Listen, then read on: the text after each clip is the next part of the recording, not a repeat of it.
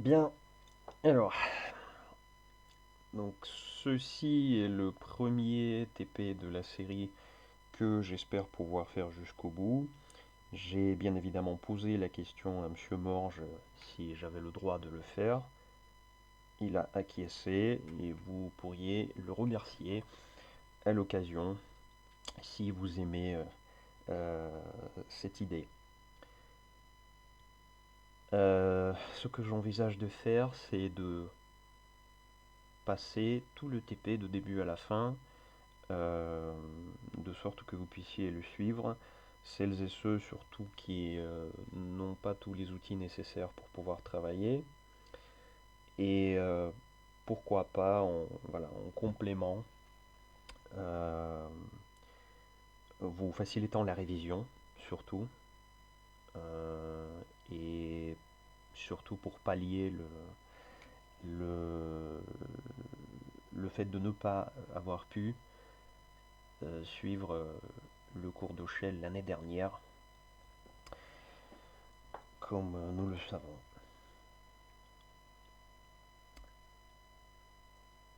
Alors, eh bien, nous allons commencer par l'exercice 1. Euh, alors, tac.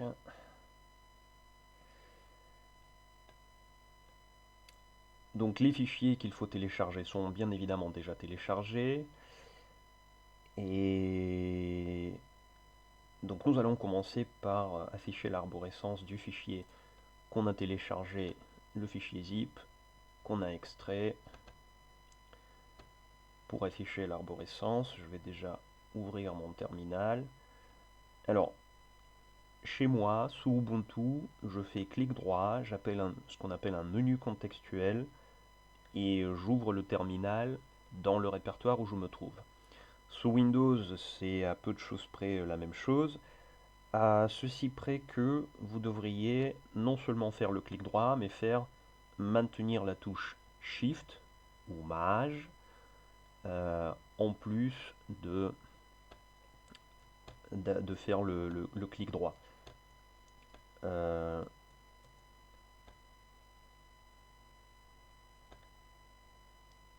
alors voilà.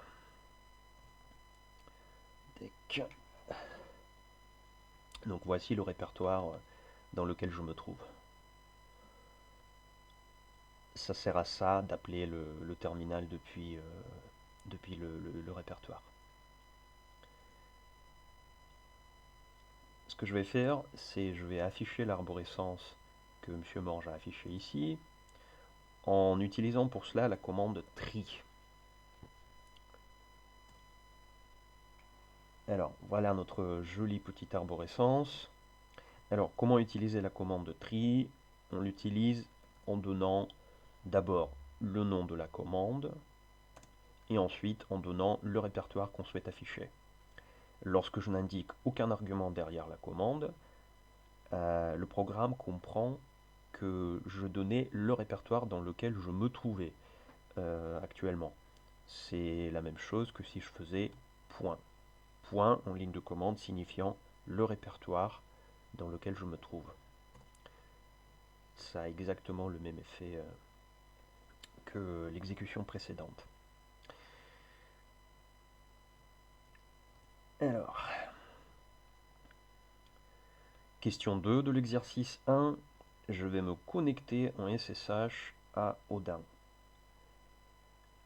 Alors, je vais tout d'abord désactiver le Keymoon.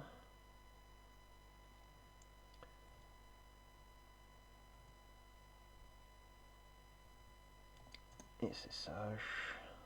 D'ailleurs, je vais tout.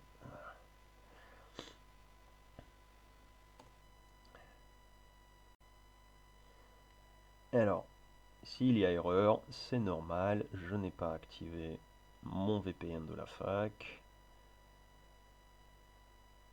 Ça y est, c'est fait, c'est activé. À présent, ça devrait bien se passer.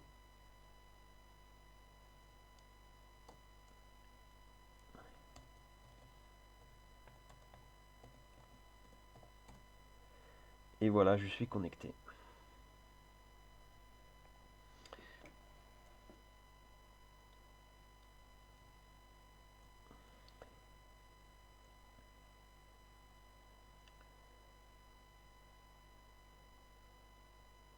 Alors, nous allons analyser les données, gna gna gna gna gna, donc un fichier que nous connaissons bien, que nous avons dans au sein de l'archive que nous avons téléchargé, qui est juste ici, le fichier, que nous pouvons d'ailleurs ouvrir pour avoir un petit aperçu de son contenu. Donc voilà, c'est un gros fichier avec presque 14 000 lignes et pas mal de champs.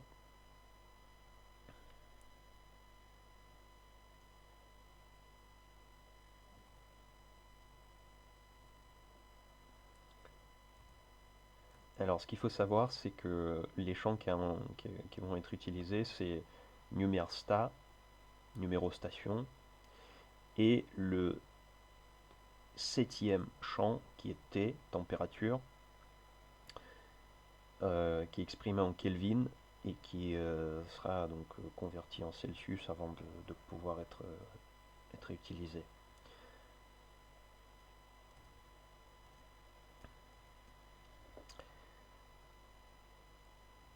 Quelle est la taille du fichier à traiter? Donc je peux le voir ici, je peux aussi bien évidemment le voir si je fais, si j'exécute en local la commande ls, ls-l sur le fichier qui m'intéresse.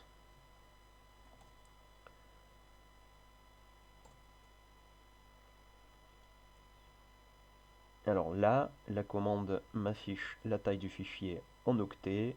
Il y a un moyen plus sympa de l'afficher, c'est en passant l'argument h. Alors devant ou derrière, c'est pareil. L'essentiel, c'est qu'il n'y ait pas d'espace entre les deux. Et là, j'ai donc la taille qui est affichée en mégaoctets qui est plus lisible. Alors, combien de lignes comporte-t-il? Donc nous avons vu, il comporte presque 14 000 lignes. Il y a bien évidemment un moyen de le calculer avec en ligne de commande. Donc je vais faire pour cela un enchaînement de commandes via pipe, en commençant d'abord par la commande cat, le nom du fichier, pipe,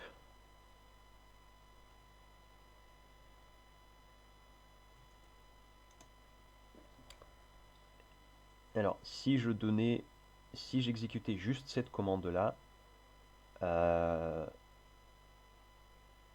elle imprime en sortie la totalité du fichier. Si à présent je devais rediriger le flux sorti à l'écran et le passer à une autre commande, cela donnerait, donc cela peut se faire à l'aide de la commande pipe, de l'opérateur plutôt pipe.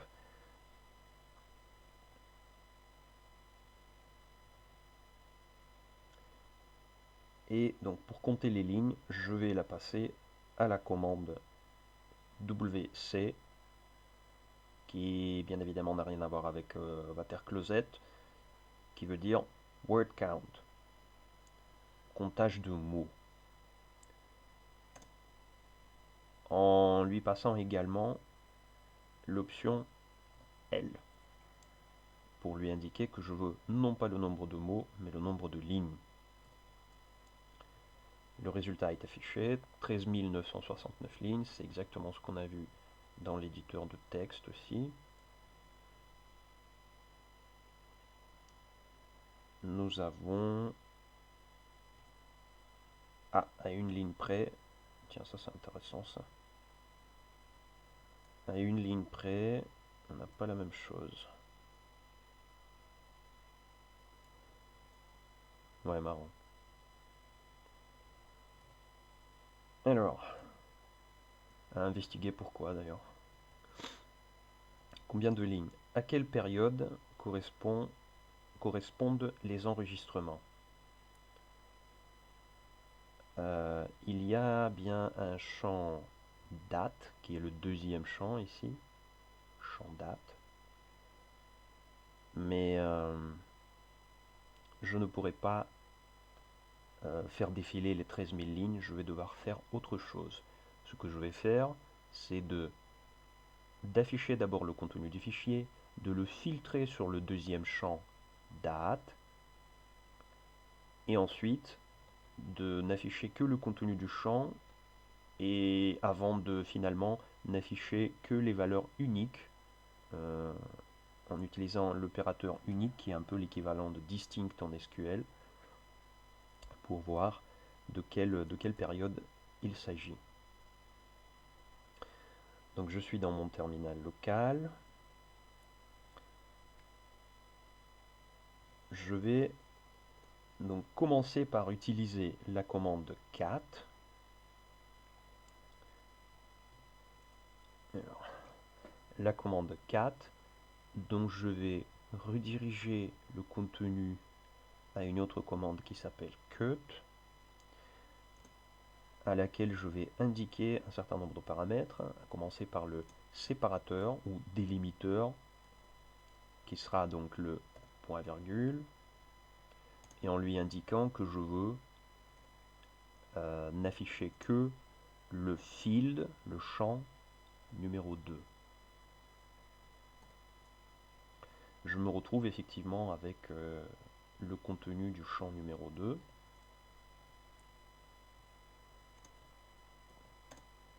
Une dernière manip, je ne veux garder que les valeurs uniques. Il y en a quand même pas mal.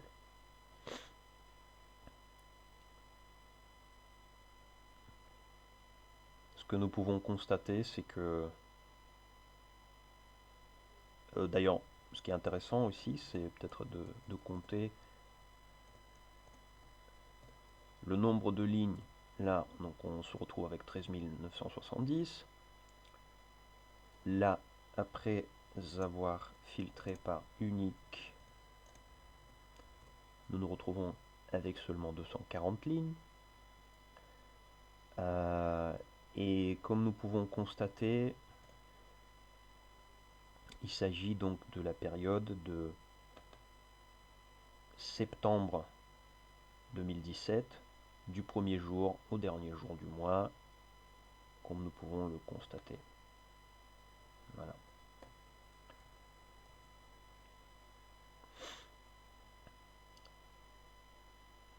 Déposez dans votre répertoire personnel sur la plateforme ce fichier à l'aide de la commande cygwin.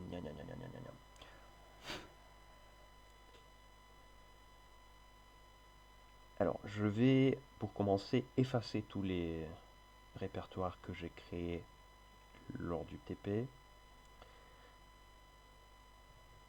Donc, je passe en terminal où je suis connecté à Odin.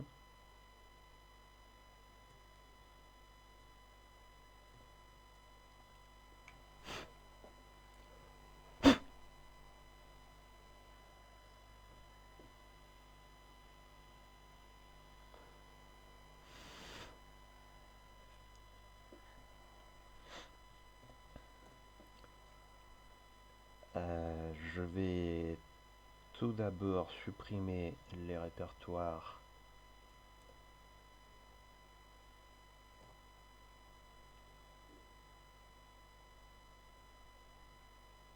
alors je vais supprimer tout ça, il me semble que pas... Ah voilà, oui tout ça, il fallait créer tout ça, donc je supprime ce répertoire-là. Je supprime également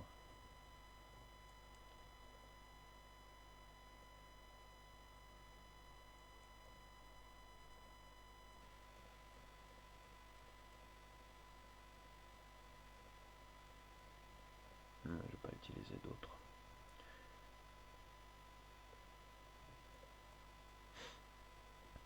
Je supprime également ici le répertoire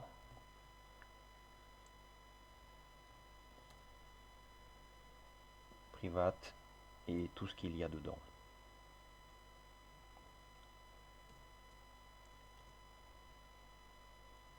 À présent, je me trouve avec rien du tout, un répertoire vide.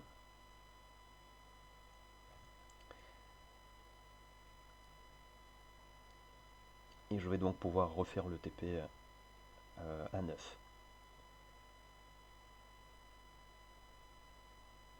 Donc je vais devoir transférer le fichier. Pardon, d'abord créer les deux répertoires qui sont indiqués ici. Donc je vais pour cela ouvrir mon deuxième terminal où je suis en local sur mon ordinateur. Donc, vous l'avez compris, j'ai deux terminaux. J'ai un qui est connecté à Odin et j'ai un autre qui est connecté qui est connecté à aucun serveur, qui est ouvert à l'emplacement des répertoires sur mon ordinateur en local.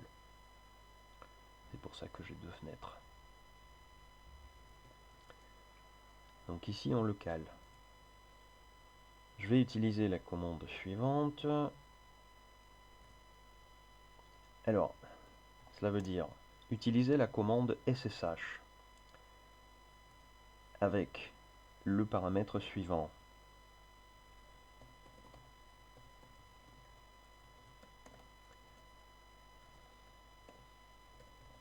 On a univlille.fr. Je vais également donner un autre paramètre qui est juste nécessaire pour mon poste à moi, que vous n'allez pas mettre, pour indiquer le port via lequel je vais me connecter. Ensuite, donc vous voyez, là j'ai, c'est en shell, la structure de la ligne de commande est toujours la même. En premier, je donne la commande. Et tout ce qui s'ensuit, des chaînes de caractères, des mots, des paramètres séparés par des espaces, indiquent avec quelles options je lance la commande. Mais en premier, c'est toujours le nom de la commande. Le nom de la commande, c'est quoi? C'est un programme qui est un petit programme qui se trouve quelque part sur le disque dur et que j'appelle. Donc là, en dernier lieu, oui, et bien sûr, s'il y a plusieurs mots, mais qui sont enfermés dans des guillemets, dans des codes simples ou doubles, c'est traité comme un argument, un seul argument. Donc là, par exemple, si je mets les guillemets, c'est traité comme un seul argument, au même titre que celui-ci, que celui-ci, que celui-ci, même s'il y a des espaces entre les mots. Et si j'efface les guillemets, donc ces trois mots deviennent trois arguments à part. Et donc ce que j'allais faire, c'est d'ajouter un argument supplémentaire, lequel donne quoi? Lequel indique la commande que je demanderai à exécuter une fois la connexion établie. Là, il s'agit de faire quoi? Il s'agit de créer deux répertoires. Un qui s'appelle private et un répertoire enfant dedans qui s'appelle un TP. Cette commande telle qu'elle ne va pas s'exécuter puisque là, le répertoire private n'existe pas encore. Et si je l'exécutais comme ça en l'état, en principe, ça ne devrait pas marcher. Donc, je saisis mon mot de passe.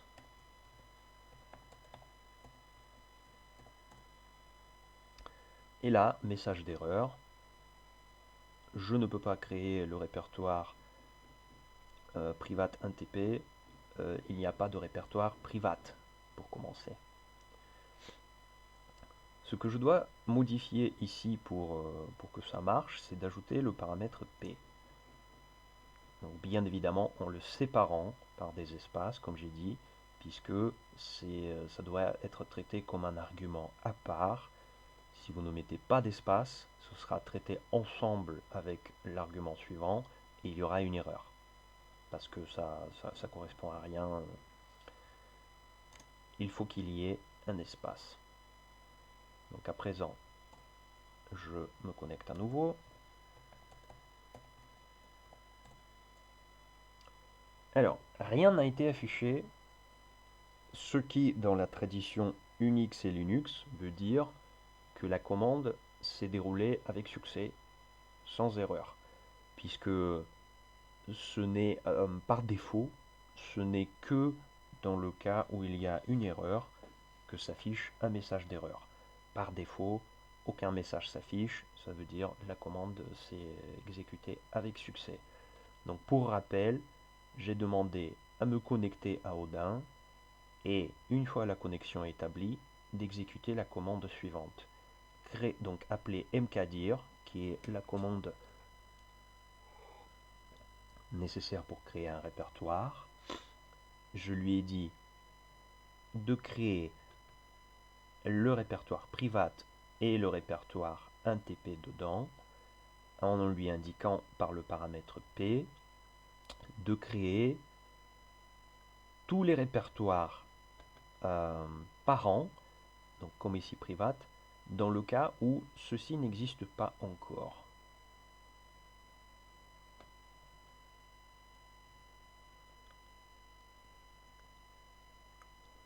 Donc là, nous venons de le faire. À présent, il va falloir utiliser cette commande pour copier le fichier indiqué sur le serveur.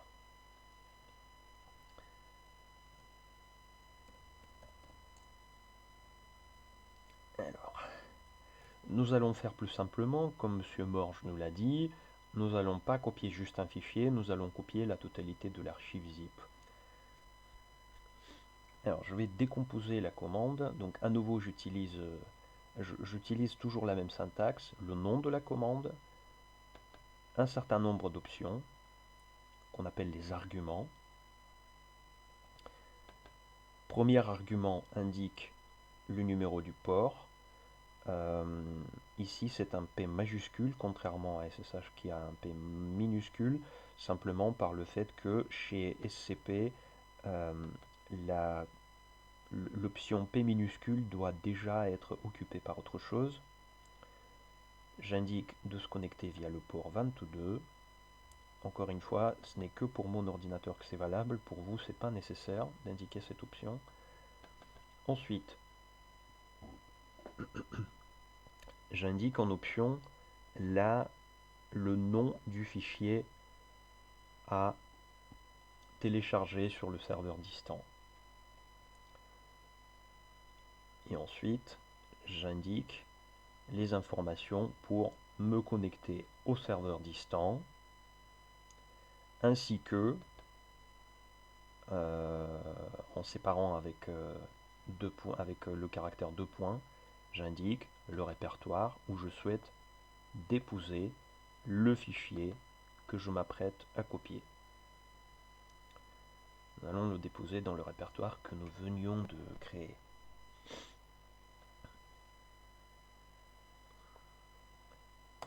J'exécute la commande.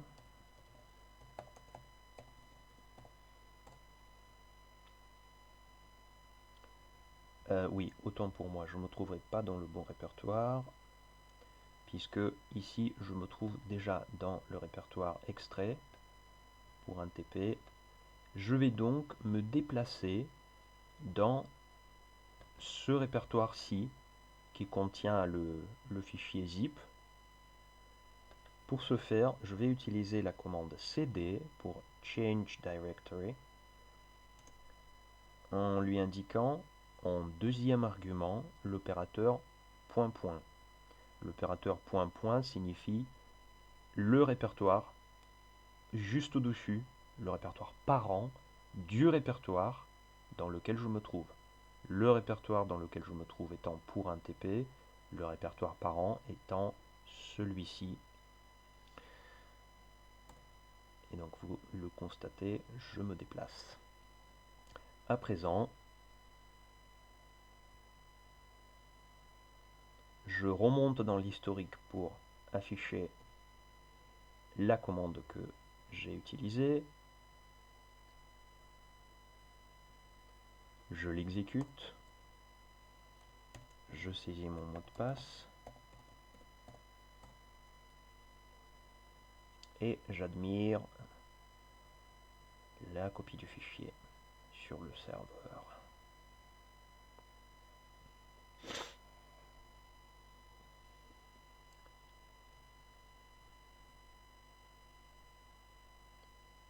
Exercice 3. Donc job map reduce, un job map reduce s'exécute à travers plusieurs processus Java déployés sur la plateforme sous la forme d'une archive jar. L'archive téléchargée contient les librairies Hadoop nécessaires et le code source Java dans le répertoire SRC. Quel calcul sera effectué? Alors, le calcul qui sera effectué, nous pouvons le voir en inspectant le code Java qui nous a été donné dans le fichier du cours. Il y a 3 fichiers Java. Alors, si nous allons peut-être pour commencer, nous allons donc nous déporter ici dans le terminal du serveur. Alors, je vais, oui, peut-être non, finalement en local, donc je suis là, je vais afficher le contenu du répertoire des IP. Et donc ici, nous avons bien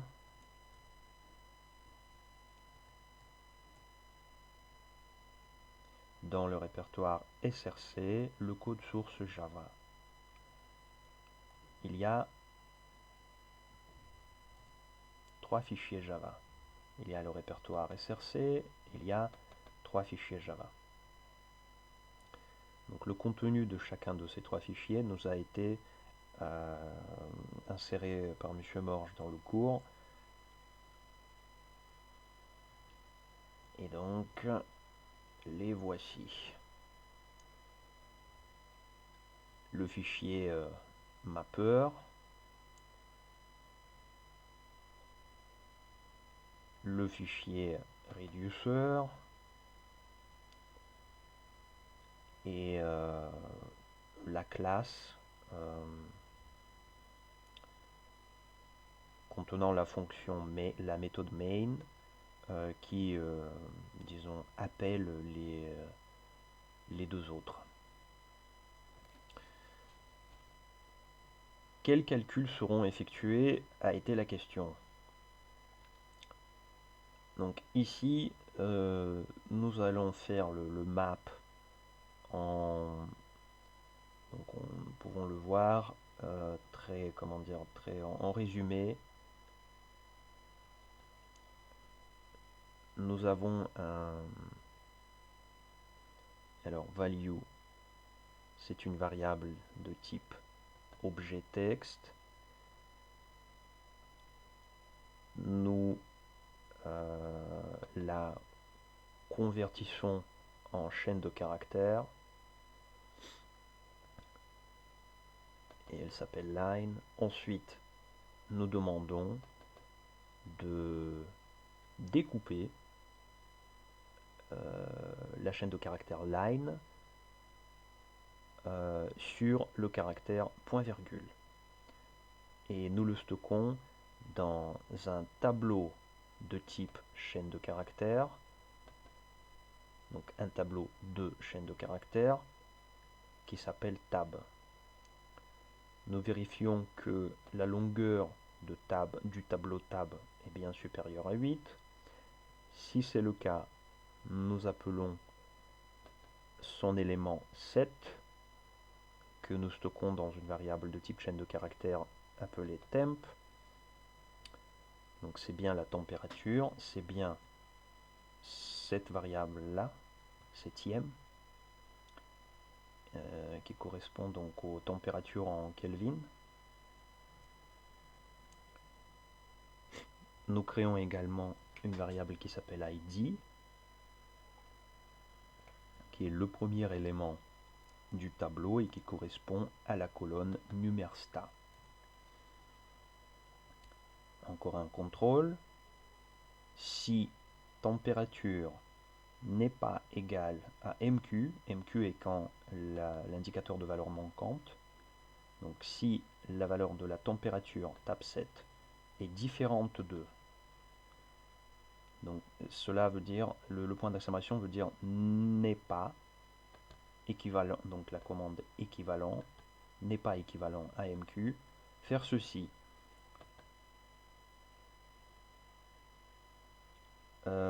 Convertir ID, la chaîne de caractère ID en entier, vérifier si elle est inférieure à un certain numéro de station. Donc nous n'allons pas traiter toutes les stations qui existent en France, nous allons en prendre juste 42. Ensuite, nous calculons la température de l'air en Celsius donc en parsant en décimale et en soustrayant la constante de Kelvin, la constante du zéro absolu. Et ensuite nous enregistrons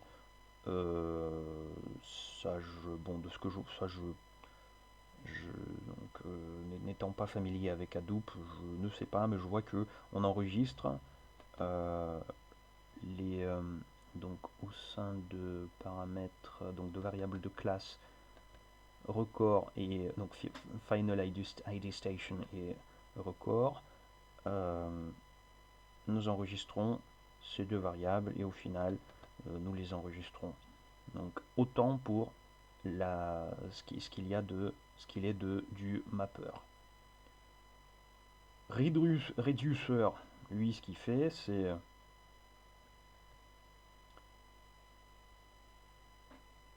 il crée une variable max en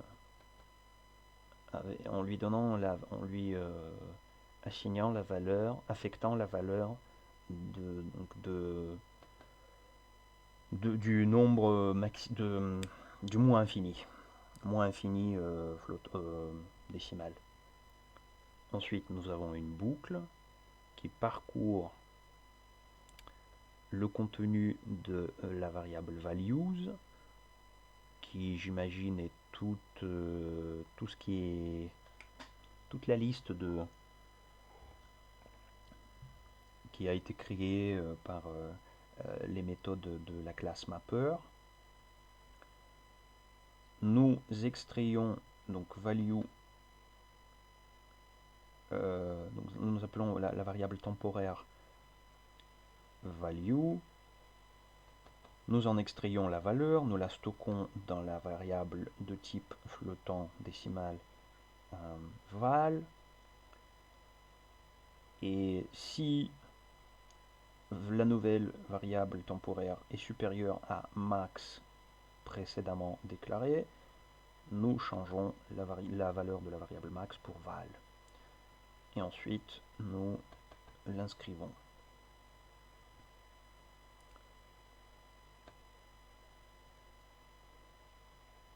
Il y a aussi une troisième classe, c'est celle-ci qui s'occupe juste de voir si la commande a été correctement lancée et si, donc comme j'ai dit, qui comporte la méthode main, c'est-à-dire c'est la méthode principale, c'est celle qui s'exécute en premier et qui appelle les autres classes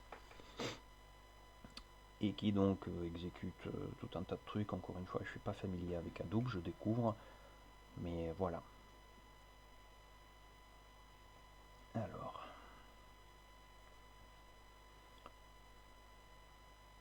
quel calcul sera effectué? Eh bien, nous allons calculer le maximum de la température par station en prenant les stations inférieures à cet ID. Donc nous allons nous retrouver, vous allez voir, avec 42 stations.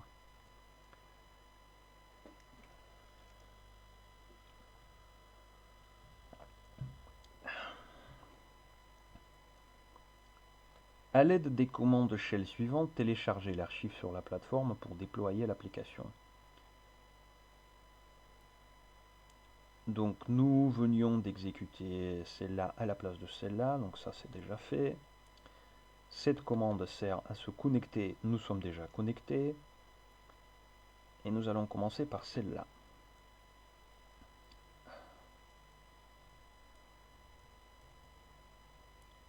Donc est-ce que je suis dans le terminal local distant? Je suis dans le répertoire distant et je vais commencer par exécuter les commandes. On me demande de me déplacer dans le répertoire 1TP.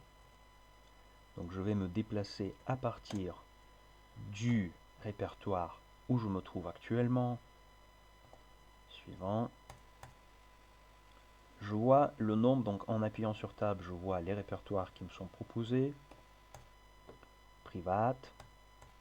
Et le seul répertoire qu'il y a dedans, c'est 1TP. C'est là où je veux aller.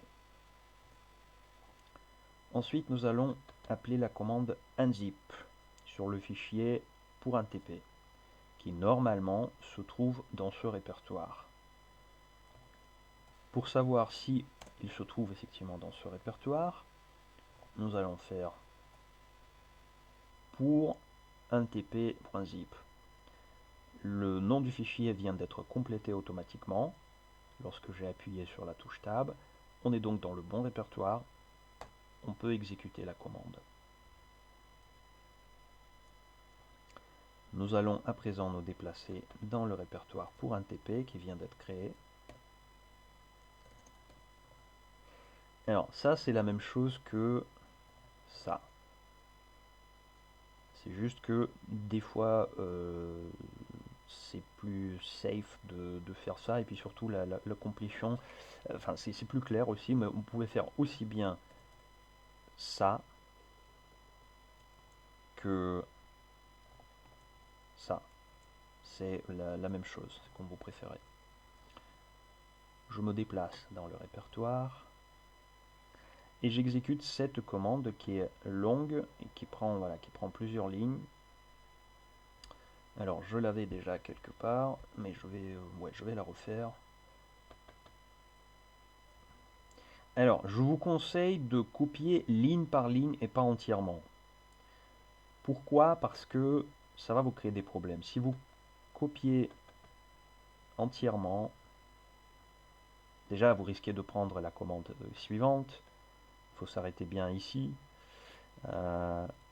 Mais également vous risquez de vous retrouver avec comment dire, la ligne de commande ne peut exécuter qu'une ligne à la fois. Si je lui donne un texte qui contient plusieurs lignes, il va s'y perdre. D'une. De deux, quand on copie, vous avez dû remarquer, quand on copie le texte depuis un PDF, souvent les retours à la ligne sont soudés au début de la ligne suivante, ce qui fait qu'en fait il n'y a pas d'espace. Donc ça pareil, ça peut créer un problème. Donc je vous encourage à le faire ligne par ligne, en séparant bien évidemment par des espaces.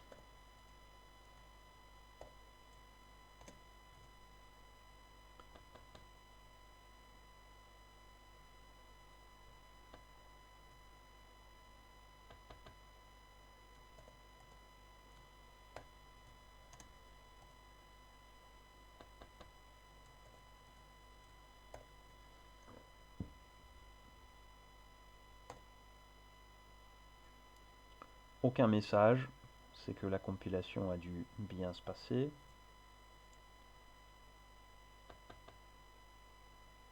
J'exécute la commande suivante. Alors, peut-être oui, une petite explication. Ici, j'appelle la commande javac, ou le programme javac, qui sert à compiler les fichiers Java.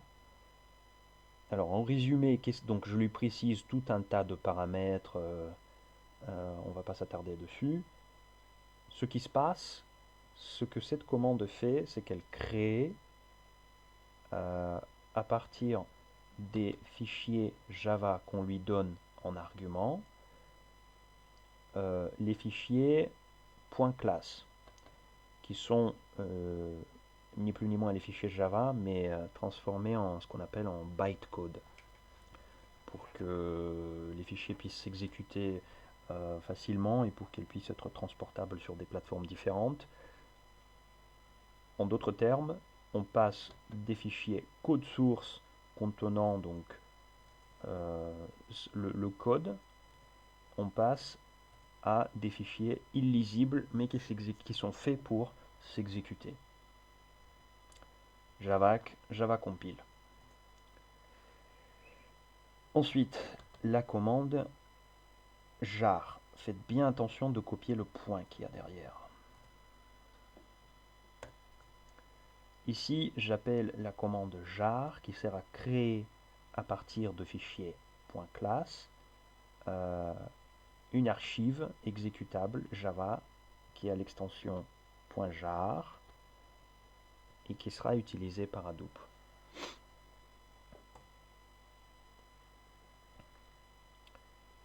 Alors ici j'ai un message, mais ce sont des messages positifs, tout s'est bien passé.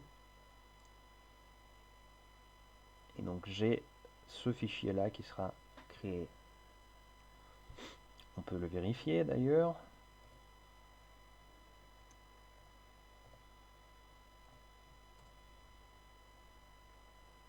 Nous avons bien donc le jar qui vient d'être créé à maintenant 10h44. 2 minutes plus tôt, un répertoire qui s'appelle classes, qui a été créé par l'exécution de la commande javac. On peut en inspecter le contenu. Donc ici, dans le répertoire classes, nous avons 3 fichiers .class qui sont les résultats de traitement sur les fichiers .java par la commande javac. Et donc le jar que nous venons de créer est là.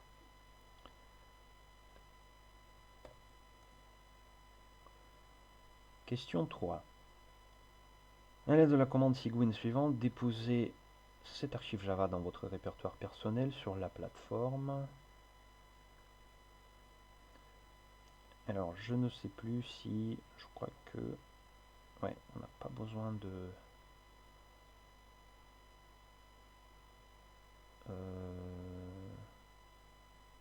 Pas besoin de le faire, je crois. Ok, bon, s'il faut, on va pouvoir le faire. Bon. Je ne sais pas trop à quoi sert cette commande. Surtout qu'elle peut être remplacée par copie, simple, puisque nous n'avons pas besoin d'utiliser SCP. SCP qui sert à copier un fichier sur une machine distante depuis une machine locale. Ici, nous sommes déjà sur le serveur et nous voulons copier un fichier entre deux répertoires sur le serveur distant. Nous n'allons pas utiliser la commande SCP qui est la copie donc spéciale pour faire une copie distante, enfin distante, entre une machine locale et une machine distante. Nous allons plutôt utiliser la commande cp. Il s'agit de copier. Bon.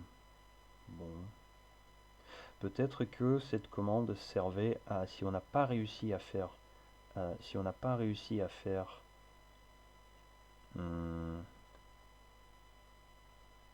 Ouais, c'est la même chose. Peut-être si on n'a pas réussi à faire, à générer l'archive jar, eh bien, on aurait pu le récupérer. Bon,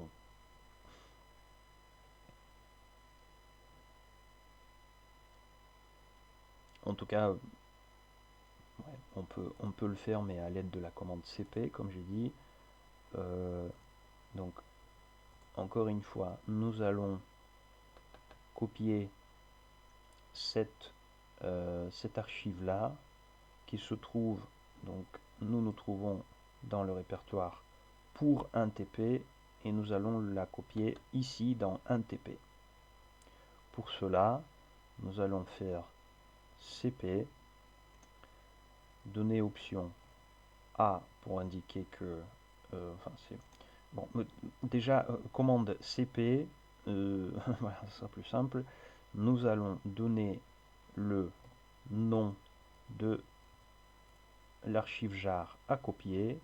Nous allons indiquer le répertoire où nous voulons le copier. Alors, nous pourrions soit donner le nom du répertoire, comme ça. Nous pouvons également donner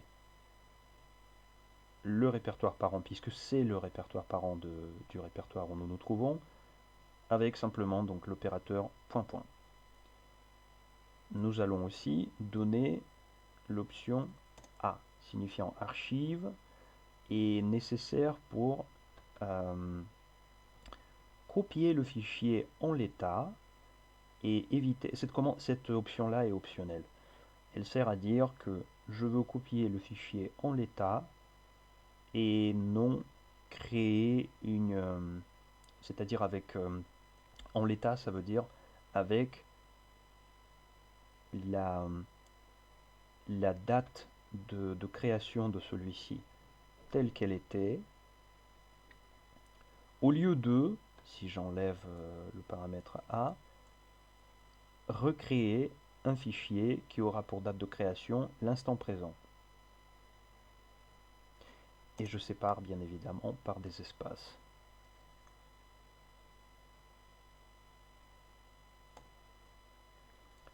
La copie vient d'être effectuée. Exercice 4. Donc un HDFS est le système de fichiers distribués.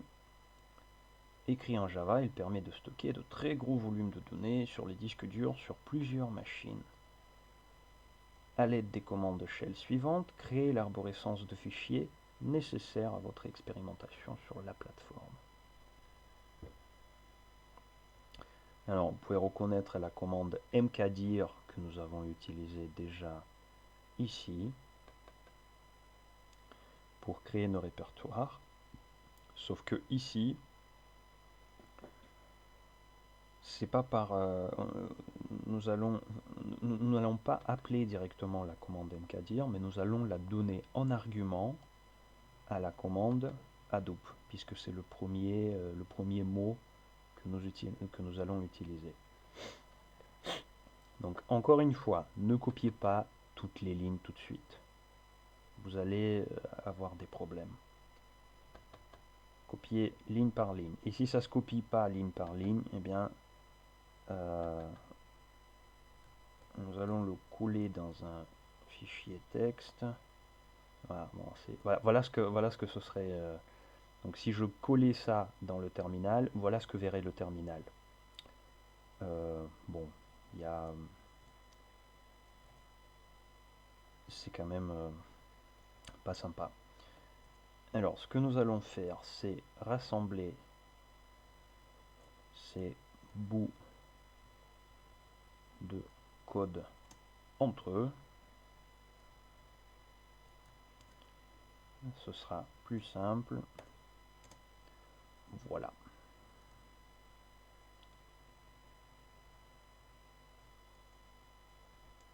Donc là, je vais donner commande par commande et créer donc les répertoires qui vont bien.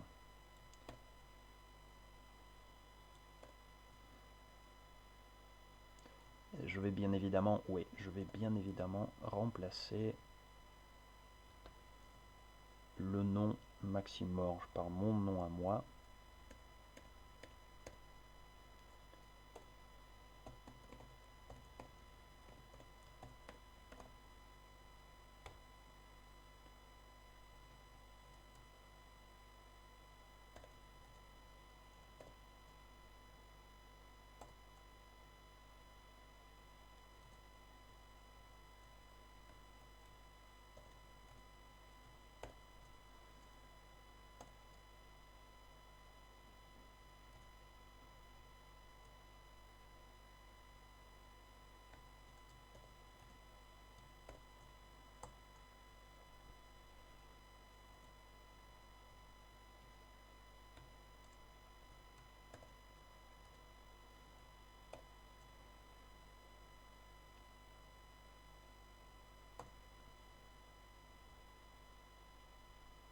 Alors, donc après avoir créé plusieurs répertoires, nous, comme vous pouvez le constater, utilisons la... Pareil, je ne connaissais pas cette commande, mais de ce que je lis, je vois donc qu'il s'agit de copier depuis local, donc sur le système Hadoop qui est distribué, le fichier qu'on indique en paramètre.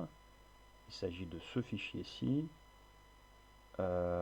qui est en principe, si la commande a fonctionné, c'est qu'il est là. Oui, tout à fait. Donc nous sommes bien dans le bon répertoire. Si la commande ne fonctionne pas, c'est que nous ne sommes pas dans le bon répertoire où se trouve ce fichier. Là, nous sommes dans le répertoire pour un TP, nous sommes dans le bon répertoire. Le fichier est donc trouvé visible pour la commande Hadoop et la commande s'exécute sans problème.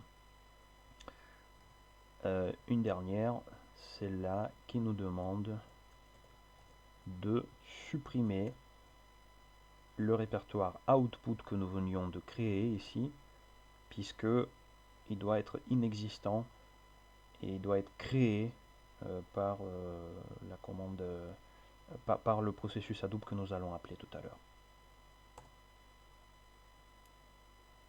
Voilà, on m'indique que le répertoire a été déplacé dans la corbeille.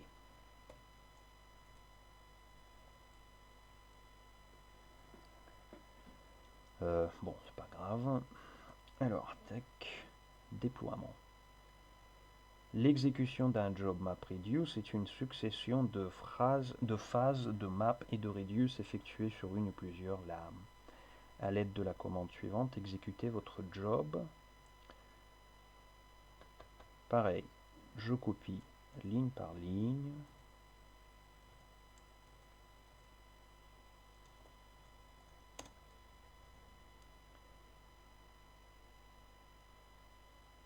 En lui donnant donc, alors, j'appelle la commande Hadoop. Je lui donne un certain nombre d'options en argument. Et je continue avec, donc du coup je vais la refaire pour moi. Quoique ce sera plus simple de le faire dans le fichier texte.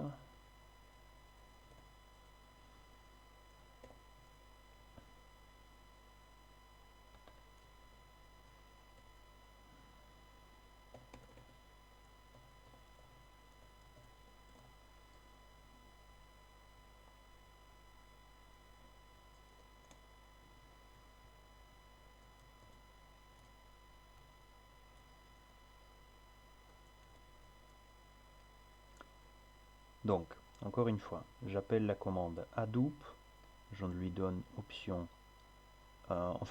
j'indique le paramètre jar en premier argument. L'argument qui suit donne le nom du jar que je veux exécuter. Donc le jar qui a été construit à partir de fichiers .class qui eux-mêmes ont été construits à partir du code Java.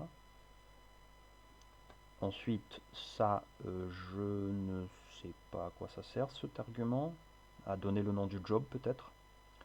Ensuite, nous passons l'adresse, l'emplacement du répertoire avec les fichiers que nous allons utiliser, input, et pour rappel,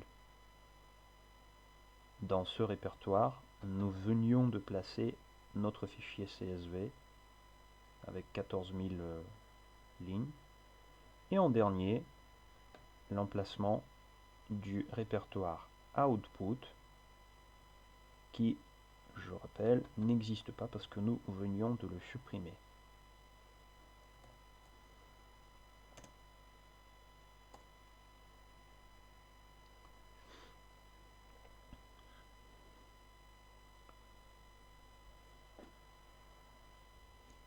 Alors, donc le job s'exécute, ça a été rapide, il n'y a pas de problème. Combien de mappeurs et de réduceurs ont été déployés? Alors, je ne le savais pas, mais m'a-t-on dit qu'il fallait regarder ici et voir, je ne sais plus lequel, des paramètres, R, je sais plus. Je sais plus, c'était... Alors, 49, number...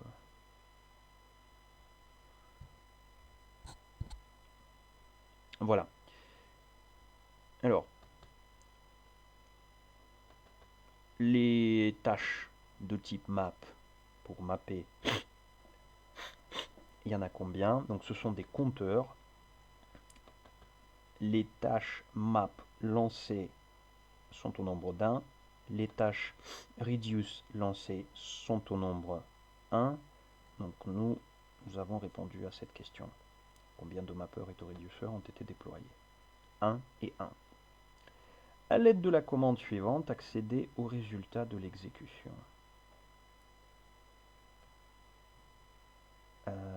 Alors,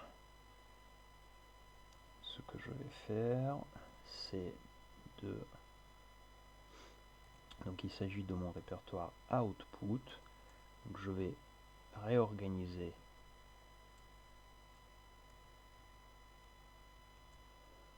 ma commande parce que j'ai la flemme de retaper. Il faut que j'indique en paramètre intermédiaire fs-cat.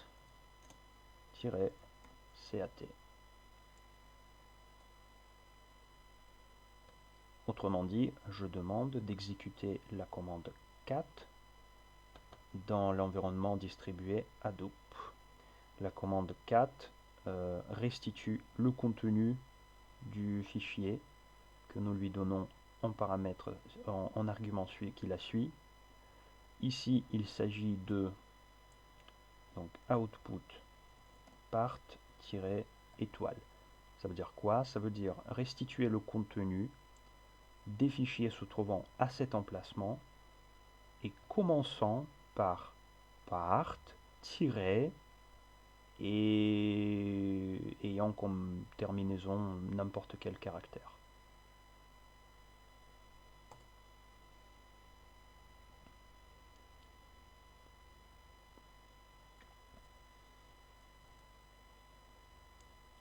Combien y a-t-il de fichiers résultats? Combien y a-t-il de fichiers résultats? Pour répondre à cette question, je dois inspecter le contenu du répertoire output à l'aide de la commande ls.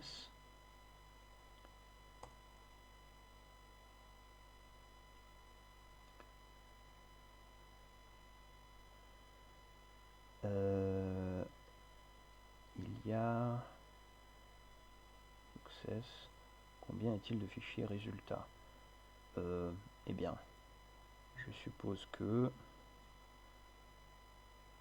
je vois deux fichiers dans le répertoire output, eh bien, créés au même moment. Je suppose que le fichier résultat, c'est celui-ci. et success étant un fichier vide, ne doit être qu'une marque de la bonne exécution du job. Il y a donc un fichier résultat.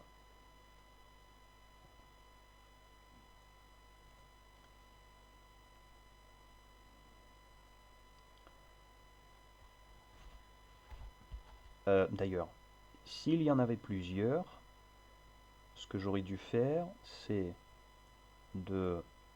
d'exécuter ls en lui indiquant que je veux afficher le contenu de ce répertoire sur uniquement les fichiers commençant par part.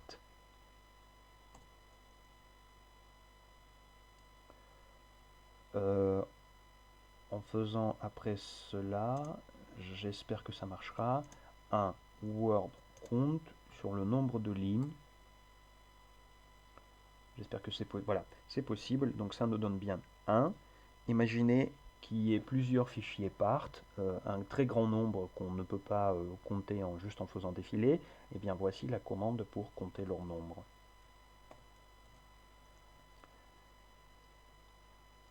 Quelle est la température maximale à Lille, station 70-15? Nous allons pour cela donc retrouver la commande qui nous a fait afficher le résultat total. Il n'y a pas beaucoup de lignes, nous pouvons bien évidemment retrouver le résultat ici, 70-15, mais imaginez maintenant que le nombre de lignes était très grand, et était plutôt très grand. Je devrais à ce moment-là rediriger la sortie de cette commande à une autre commande qui va s'appeler grep. Grep est une commande utile pour retrouver des textes des motifs, des patterns dans un flux textuel, et je vais simplement lui passer le numéro qu'on cherche, avec ou sans guillemets d'ailleurs, c'est pareil, puisque il n'y a pas d'espace entre les chiffres, et c'est vraiment pareil. Mais c'est une bonne habitude de le faire entre guillemets. Nous retrouvons, donc grep nous retourne la ligne contenant le numéro de la station et la température. Mais la question a été, quelle est la température maximale à Lille? La question a été de nous retourner ce nombre-là et pas toute la ligne. Nous allons donc enrichir la commande que nous venons d'utiliser en passant le résultat qu'elle retourne à la commande cut, en lui indiquant que nous voulons récupérer le deuxième champ. Et nous récupérons à présent uniquement la température.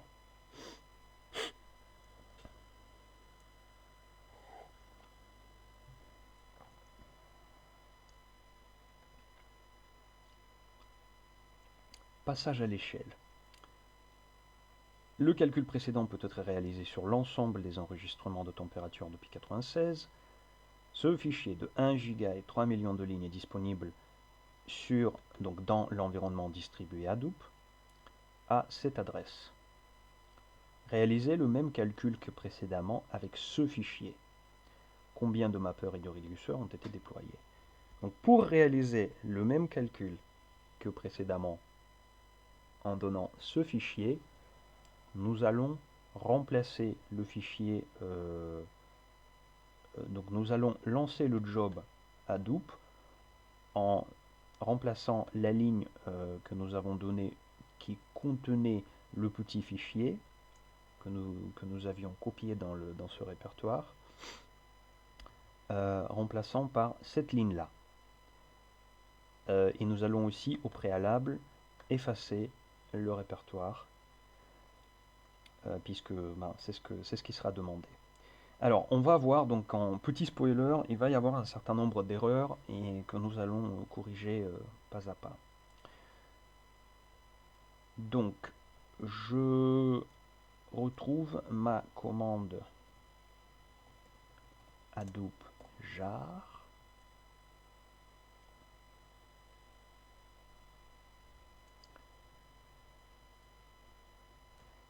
J'efface cette partie que je vais remplacer.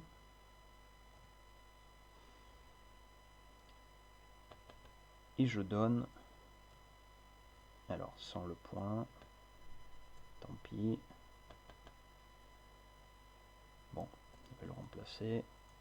Je donne ce texte, donc cet emplacement qui est donné dans les consignes. J'exécute. Il y a erreur. Alors, première erreur qu'il nous dit, c'est output directory already exists. Il faut donc c'est la raison pour laquelle il faut d'abord exécuter la suppression sur le répertoire output si celui-ci existe déjà. Je vais retrouver pour cela la commande utilisée précédemment.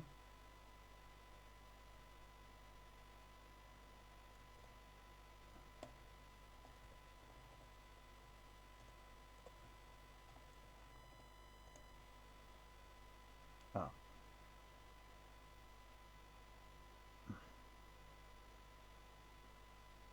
Je crois qu'il y a un problème.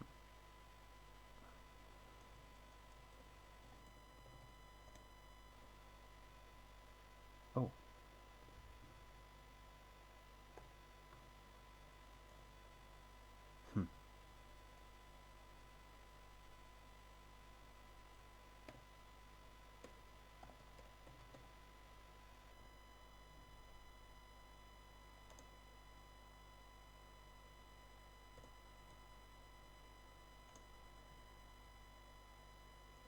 Voilà. Donc, en fait, il n'y avait pas de problème. Je dois, donc, je cherche dans l'historique la commande que j'ai utilisée pour supprimer ce fichier. Je la réexécute. Le répertoire a été déplacé dans la corbeille. À présent, je réexécute ma commande donc avec les paramètres que je lui ai donnés.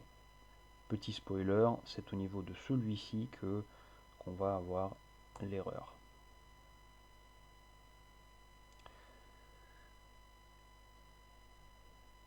Eh bien, donc on nous dit input path does not exist.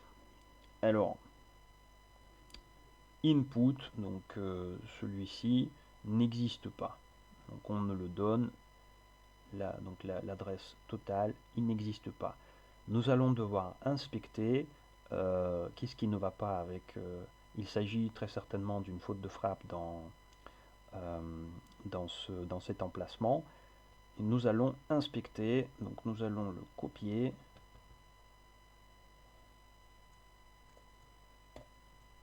Et nous allons inspecter à l'aide de la commande ls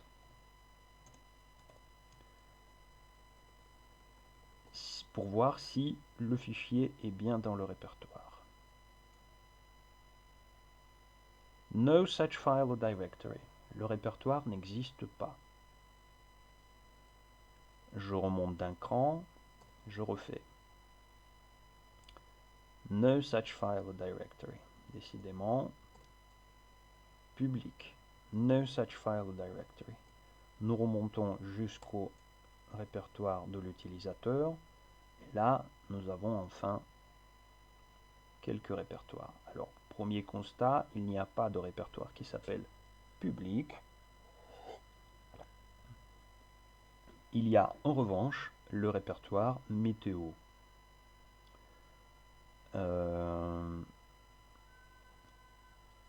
Nous allons partir dans le répertoire météo.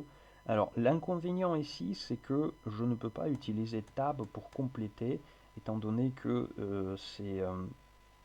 nous ne sommes pas dans le répertoire, dans le système classique de fichiers qui sont indexés, mais bien dans le système distribué. Il faut donc avancer à tâtons, on est obligé. Donc météo, je veux afficher le contenu de météo. Je vois 3 répertoires. Je veux pour cela essayer d'afficher leur arborescence. Ça marche pas puisque donc il n'y a qu'un certain nombre de commandes qui fonctionnent avec Hadoop. Dommage. Donc nous allons devoir avancer à tâtons. Je vais commencer par inspecter le répertoire full record.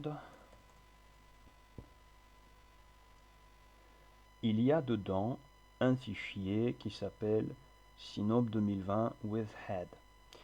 Je ne sais pas si c'est le bon fichier, je vois sa taille qui est peu lisible. Je vais ajouter l'argument h pour la convertir en unité lisible. Je vois bien qu'il s'agit d'un fichier qui fait 1 giga comme décrit dans l'énoncé. C'est donc le bon fichier et c'est donc le chemin qu'il faut utiliser en tant que répertoire input, puisque c'est dedans que se trouve le fichier qui nous intéresse. Je copie. Je reviens dans mon historique à la commande. Voilà. Ici, je supprime cette partie-là qui n'est pas bonne. Je la remplace par celle qui est bonne. J'exécute.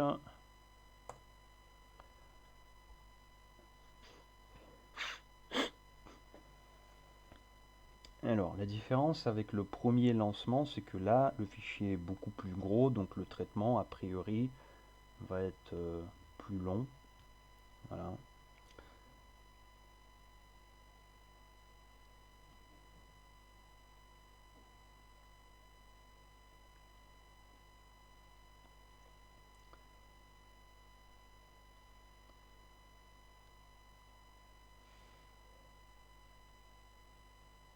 Et voilà, c'est presque terminé.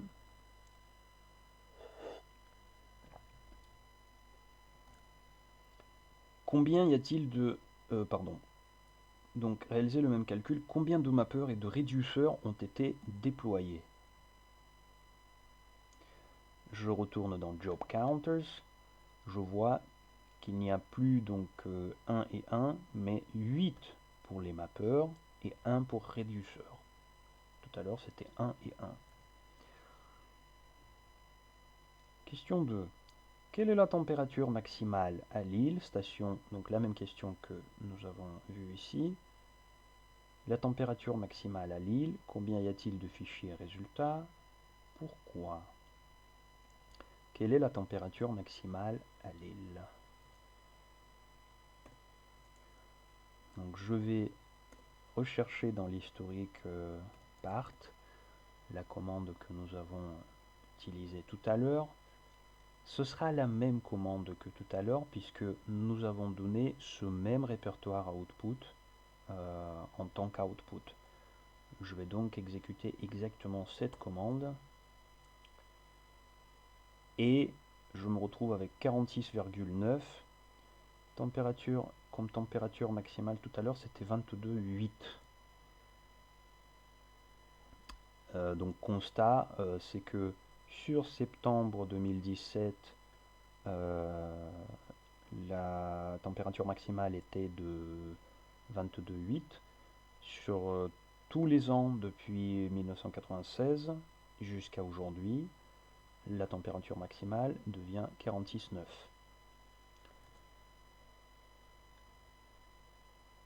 Combien y a-t-il de fichiers résultats? Alors, je vais pour cela utiliser la commande que nous avons utilisée tout à l'heure. Voilà, ls sur part. Je vais peut-être d'abord juste ça déjà pour afficher le nombre de fichiers.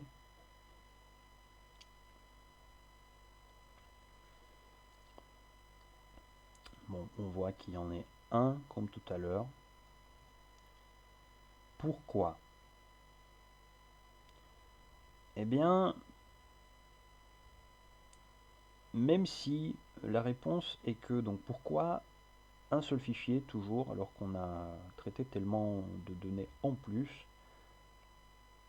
la réponse étant que nous avons toujours, voilà, donc là je vais afficher le contenu de tous les fichiers, bon il n'y a qu'un part à l'écran, et nous avons comme tout à l'heure 42 stations. Nous pouvons compter le nombre de lignes à l'aide de la commande que nous connaissons. 42 lignes. Tout à l'heure c'était la même chose. Le constat c'est que, comme nous avons vu dans le fichier Java, nous n'avons traité que les ID, qu'un certain nombre d'ID stations, pas toutes les stations qui existent. Il y en a certainement plus que 42, mais pour l'un comme pour l'autre job, nous avons donc utilisé ce même code, et c'est pour ça qu'il y a le même nombre de lignes en sortie après donc le passage du reducer.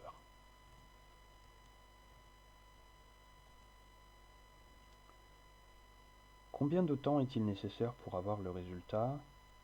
Je pense qu'il faut examiner ces données-là, puisque c'est là où ça parle du time. C'est sans doute ça. 6000 millisecondes, c'est 6 secondes. Ça doit être ça. Peut-être... ouais, là, la décomposition sur... ah, pardon. Pardon, c'est pas ça. Voilà. Donc la décomposition en temps de traitement de type map, 44 secondes.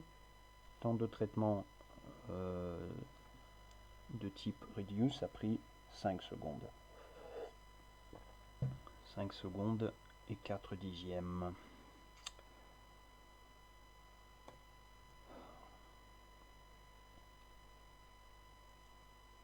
Jeu de code. Modifier l'application, en particulier la classe Java MaxTempByIdStationReducer, pour calculer la température moyenne à l'île. Nous allons modifier la classe Reducer, qui est la classe que nous avions ici, qui à présent calcule donc le maximum et remplace une variable max au fur et à mesure qu'elle trouve des valeurs supérieures à celle-ci. Nous allons à présent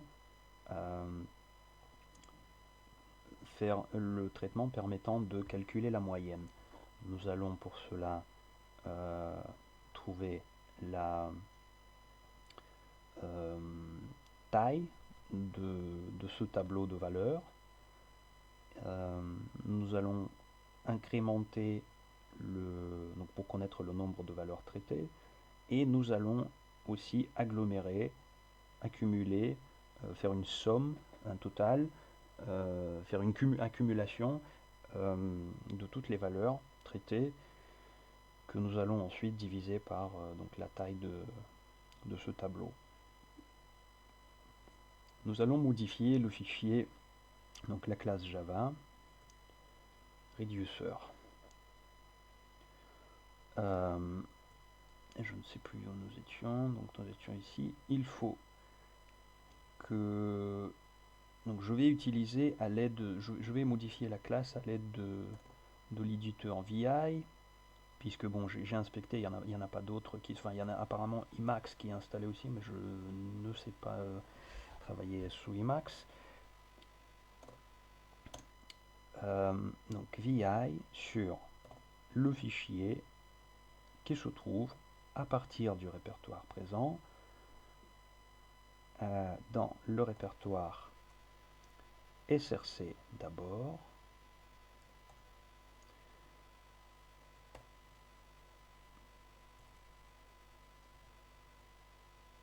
Et là, ça va être réduceur.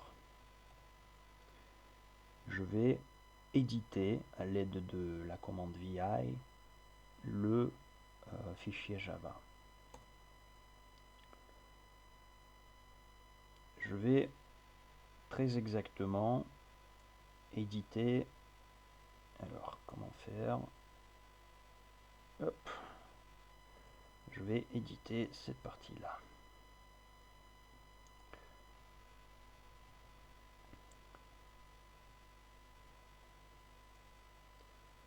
Donc d'abord, la variable max, nous n'en avons plus besoin. Je vais créer à la place deux variables, une que je vais appeler somme, qui je vais affecter la valeur 0 au début, une que je vais appeler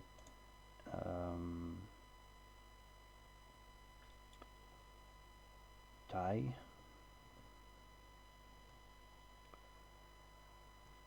ou plutôt nombre de valeurs,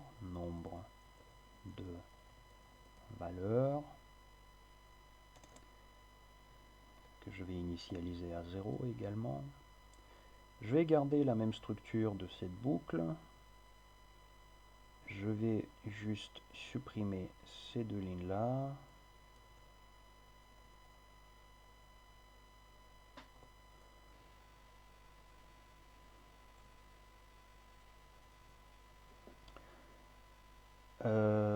Et donc, pour chaque valeur lue sur laquelle nous itérons, je vais incrémenter. Donc d'abord,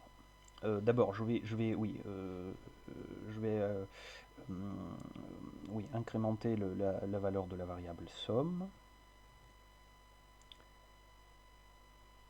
Donc somme plus moins value.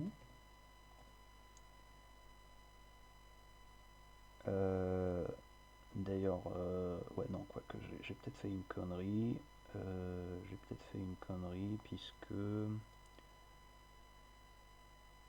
Ah oui, voilà, donc il faut... Oui, j'aurais dû garder cette ligne, effectivement.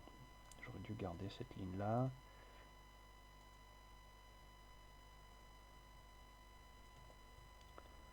Voilà. Somme, incrémenter la valeur de val. Et une fois cela fait, j'incrémente la valeur de la variable nombre de valeurs d'un.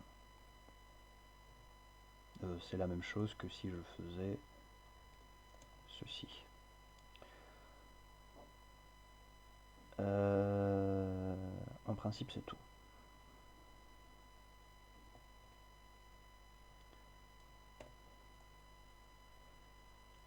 La classe Java venant d'être modifiée, je vais relancer donc la compilation afin que les fichiers sources soient à nouveau compilés dans des fichiers classe, après quoi je lancerai la commande qui générera à nouveau l'archive jar. Donc je commence par lancer la commande javac que je retrouve dans l'historique, que je vais lancer sans modification.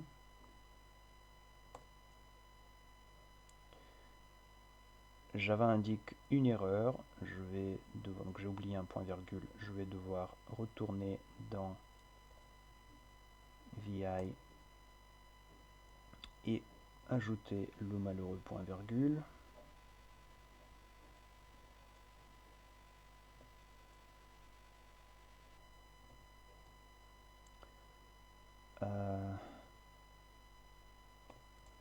Je refais la commande.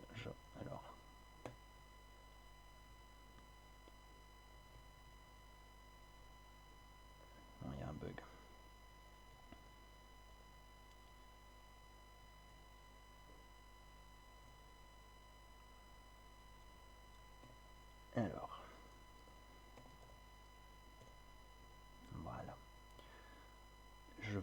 réexécuter la commande javac sans modification. Ah oui, j'ai oublié, donc oui, bien évidemment. Merci le compilateur Java. J'ai oublié, donc évidemment, de effacer ça.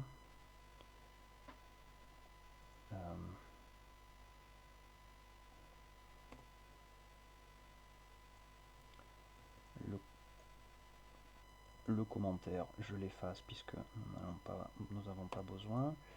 Et là, je remplace effectivement quelque chose que j'ai oublié. New double writable, à la place de max, je vais demander la division que j'ai oublié, la somme par nombre de valeurs. Pas besoin de cache, les deux étant double, en principe ça devrait suffire, tout va bien.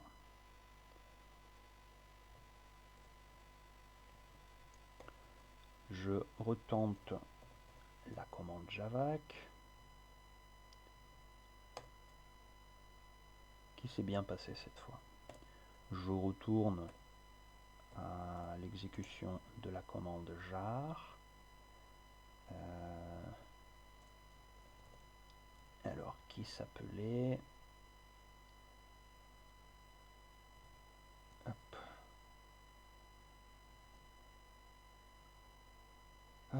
Jar qui s'appelait donc jar-cvf.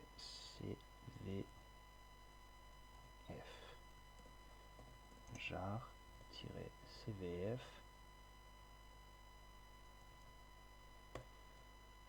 Voilà. Et donc à nouveau, sans modification, je vais exécuter cette commande qui s'exécute correctement. Je vais à présent donc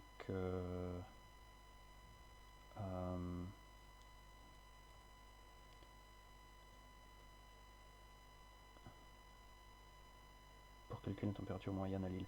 Je vais la lancer donc à présent sur le grand fichier Hadoop, le grand fichier CSV pardon, par Hadoop. Oui, par contre, oui, je vais au préalable, bien évidemment, supprimer le répertoire output qui merci, qui doit être supprimé avant tout le lancement. Tout va bien.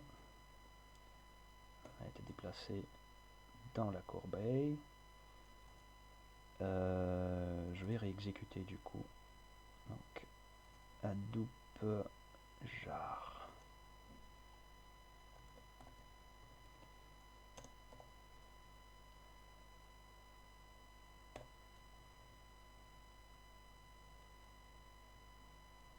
Ouais, ça bug. Alors, Hadoop jar.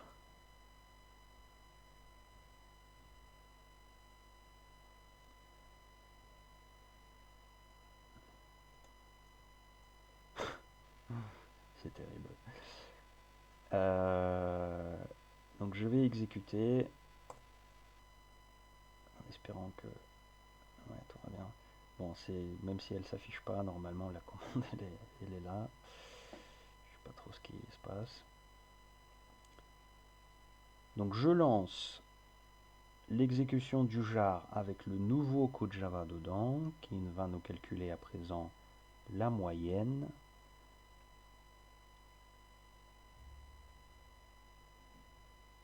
Des températures à l'île, enfin sur les 42 stations, depuis 1996. Et j'ai gardé ces valeurs hier, après exécution, depuis hier, pour... alors, nous allons retrouver la valeur. Voilà, 4. Ah oui, c'était grep du coup. Voilà.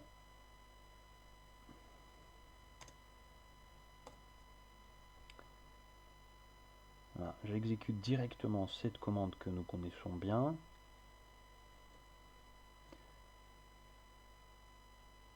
Et il me donne la valeur moyenne, puisque, donc oui, encore une fois, si je n'avais pas donné tout ça, il m'aurait sorti toute cette liste-là. Donc la moyenne pour la station 7015 qui est à Lille est de 11 degrés. Je vais à présent exécuter, donc supprimer déjà output.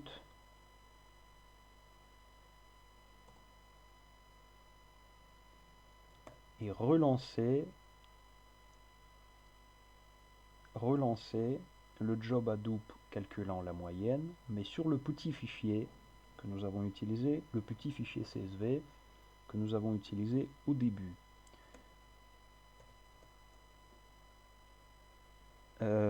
Donc il faut que j'utilise mon input, donc du coup c'était Hadoop jar,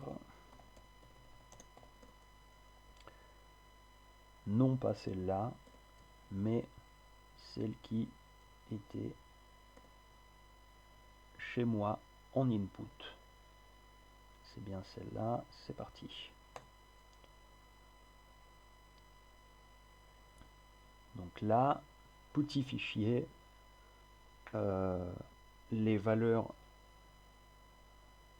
captées sur la totalité du mois de septembre 2017. Excellent. Et là, la valeur, la température moyenne en 2017 à Lille a été de 14 degrés.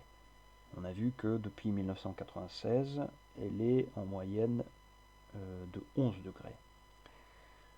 Alors, donc maintenant, à présent c'est terminé, le TP est terminé, mais j'ai effectué quelque chose, j'ai été curieux de vérifier hier avec un jeune homme fort brillant, de vérifier le résultat sur le fichier que j'ai en local sur mon ordinateur, mais en Python.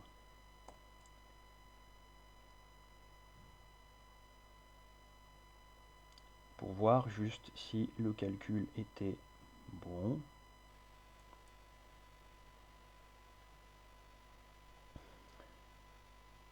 Donc on a noté ici les valeurs qu'on a obtenues hier. 14 et 11. Donc ça, ce sont les valeurs qu'on a obtenues avec Hadoop. Et bien, en exécutant ces commandes une après l'autre, donc nous avons d'abord remplacé les valeurs manquantes par des zéros pour pouvoir faire un group by. Nous allons ici créer une colonne qui transformait les températures en Kelvin en température Celsius.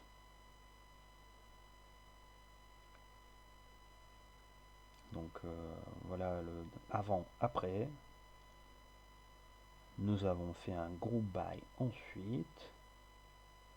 Et bon, nous pourrons déjà voir que la valeur est bonne. Mais pour l'extraire proprement, nous sommes allés jusqu'au bout. Et donc nous retrouvons la valeur 14448, la même que nous avions trouvée avec Hadoop précédemment. Voilà. Eh bien, je vous remercie pour votre attention. À très bientôt.